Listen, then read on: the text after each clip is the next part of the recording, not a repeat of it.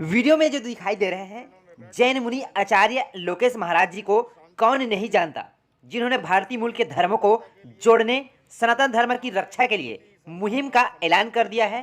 साथ में भारत को अखंड भारत बनाने अपना शेष जीवन समर्पित करने का संकल्प लेकर आज मीडिया चैनल के माध्यम से जिहादियों को खुली चुनौती देते हुए आचार्य लोकेश जी को ध्यान से सुनना दोस्तों और समझना। समाज में शांति, सद्भावना और समृद्धि के लिए प्रार्थना की है, ध्यान लगाया है। जो कुछ भी घटनाक्रम रामलीला मैदान में घटा, लाखों की भीड़ के बीच में जिस निर्भीकता से मैंने विचार रखे, ये प्रभु श्री राम की ही शक्ति थी, ये प्रभु श्री आदिनाथ की ही शक्ति थी। इसलिए मैं भगवान आदिनाथ के मंदिर में, प्रभु श्री राम के मंदिर में, हनुमानगढ़ी में, क्योंकि भारतीय संस्कृति कहती है कृतज्ञता से बड़ा कोई धर्म नहीं है और कृतज्ञता से बड़ा कोई पाप नहीं है। और जब मैं ध्यान लगा रहा था उस दिन भी अदृश्य शक्ति सहयोग कर रही थी और आज की शक्ति से तो मैं सरोवार हो गया हूँ और यह संकल्प लेके जाता हूँ कि पूरे भारत को विश्व गुरु बनाने के लिए जितने धर्म यहाँ उत्पन्न हुए हैं, जिनको मातृभूमि से प्यार है, जिनको भारत माता की जय बोलने में गुरेज नहीं है, जिनको वंदे मातरम कहने में परेशानी नहीं है, उन सबको जोड़ूंगा, क्योंकि अलग है नहीं। चाहे हिंदू हो, चाहे जैन हो, चाहे बौद्ध हो, चाहे सिख हो, हम सबको मिलकर के भारत कैसे विश्व गुरु बने, भारत कैसे जगत गुरु बने, अखंड भारत का कैसे निर्माण हो, और उसके लिए मैं अब अपना जीवन समर्पित कर रहा हूँ और उसके लिए मैं कार्य में लग रहा हूँ। इसीलिए मैं प्रभु श्री राम के दरबार में, प्रभु श्री आदिनाथ भगवान के दरबार में हनुमानगढ़ी में उपस्थित हुआ हूँ। और हिंदू और जैन अलग है ही नहीं।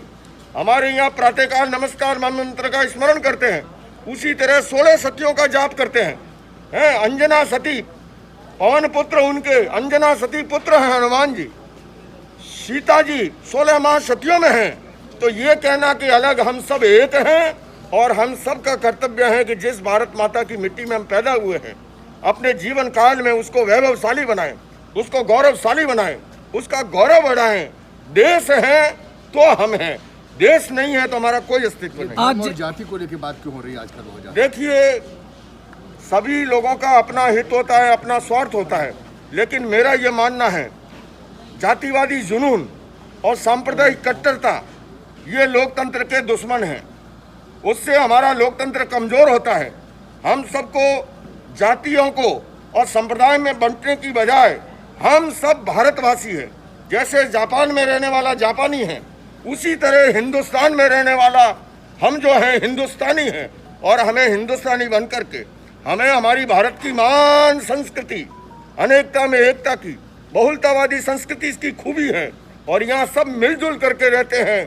लेकिन मिलजुल कर रहते हुए हमें मातृभूमि के ऋण को नहीं भुलाना है, उसके गौरव को बढ़ाना है, तभी हमारे जीवन की सार्थकता होगी। राजनेता ये बात नहीं समझते जी, राजनेता ये बात नहीं समझते जो आप समझा रहे हैं।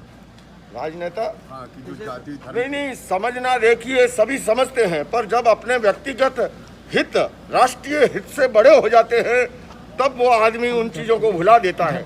हम सबके नजर में ये होना चाहिए, पहले हमारा देश है, उसके बाद में जाति, धर्म, संप्रदाय, पार्टी, ये सब नंबर 2 हैं। पहले हमारा देश है।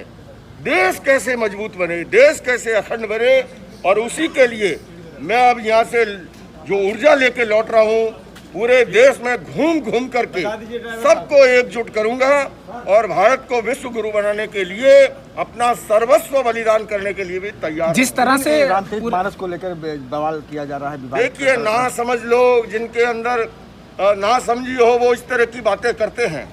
भला हमारे यहाँ पर ये हमारे जितने भी महान ग्रंथ हैं, चाहे रामचरित मानस हो, चाहे गीता जी हो, भगवत गीता जी हो, चाहे हमारे वेद हो, आगम हो, त्रिपिटक हो, गुरु ग्रंथ साहब हो, हम सबको उससे प्रेरणा लेनी चाहिए।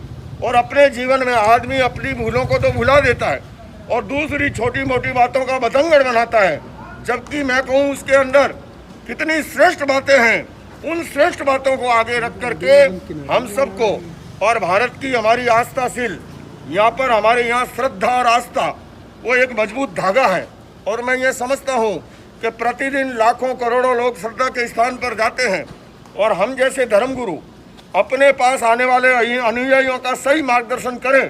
सरकारें जो करोड़ों रुपए खर्च करके काम नहीं कर सकती, वो काम आसानी से होना चाहिए, हो सकता है। हम सबको मिलकर के पर्यावरण प्रदूषण के लिए, हम सबको मिलकर के नशे के खिलाफ मुहिम चलानी चाहिए, हम सबको मिलकर के जो है कन्या भ्रूण हत्या के खिलाफ मुहिम चलानी।